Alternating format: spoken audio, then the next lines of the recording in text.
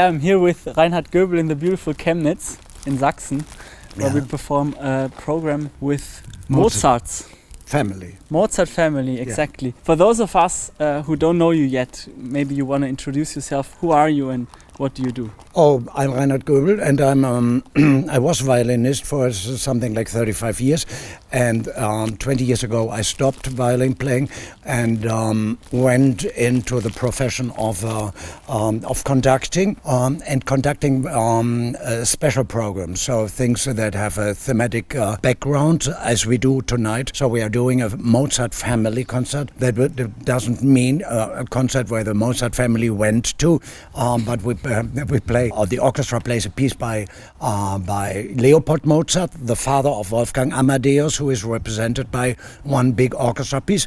And Wolfgang had a son who was born 5 months before the father died, so in 1791, who never met his father actually, but who was forced by his mother to be a composer and a piano player, so that Constanze, the mother, had something to remember her husband, and that is Aaron, who plays the second piano concerto of this son, so the last member of the composing Mozart family. Yeah, exactly, and we did that already once in Linz, in Bruckner House. Yes. And we remember today that Chopin might have already played this concerto. What could you say about the language of this music? No, yeah, so the language of the music is difficult, or the composers had it extremely difficult, because one felt already that the favor of the audiences, or the favor of the musicology, or the favor of the critics in that time were going to the Beethoven direction, but not everybody, not anybody of the composers was so gifted and so upside down in his mind that he could invent Beethoven's or could imitate Beethoven's quality. And imitating this is always bad.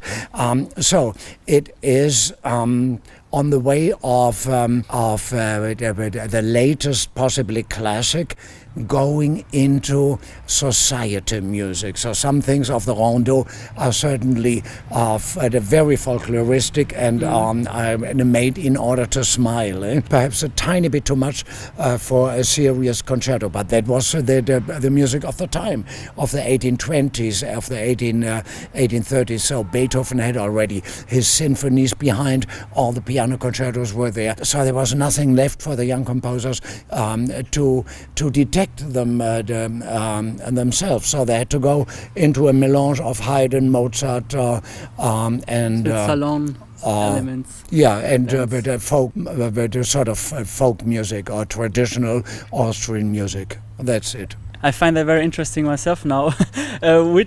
Which concertos could you also mention from that time that resemble that concerto? Do you know any? No, nothing resembles a bit of something, but a bit in special. But look, in the Viotti concertos, there are 22 violin concertos, or 24 even by Viotti. The last movements are either a polacca or a waltz or an allemande or whatsoever. Since the goal of a concerto was basically to educate the people in this is the Durchführung, this is that, and then to move inside with something very, very sweet, and then to entertain. And that is what this piece certainly does. It entertains in the last movement. Absolutely. Yeah, yesterday in the rehearsal you also spoke about the balance of the sound, and that nowadays many orchestras have too many bass players, violas, cello, etc. How is the sound in this music maybe different to Baroque and early classical music?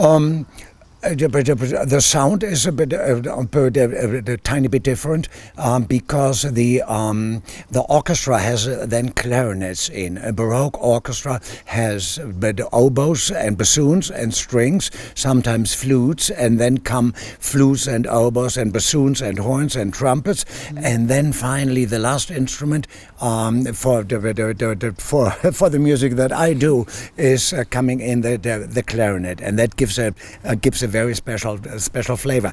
And I remember a Mozart letter, a Mozart Wolfgang a letter that he writes to his father. But I wish we would have had clarinets in Salzburg too. So this was the fashionable instrument, and it competes in this concerto with you. So that is the difference. But the difference to nowadays is that the halls are much bigger. There were big halls like the Redutensäle, where you needed 10 or 20 violins, but in the first group. But the basic halls were not bigger than what we have now. And Viennese orchestras, everyday orchestras, had 6 first violins, 6 second violins, and 2 violas, and perhaps 2 or 3 or 4 cellos. So it was considerably smaller, but everything grew, let me say, out of control. So the piano is something that you can only move with a machine, with the electric machines, and the forte piano. Okay, it grew much in the Mozart Beethoven time, but it was basically so that 2 or 3, 4 people could move it, so the modern piano is not what we call a light white.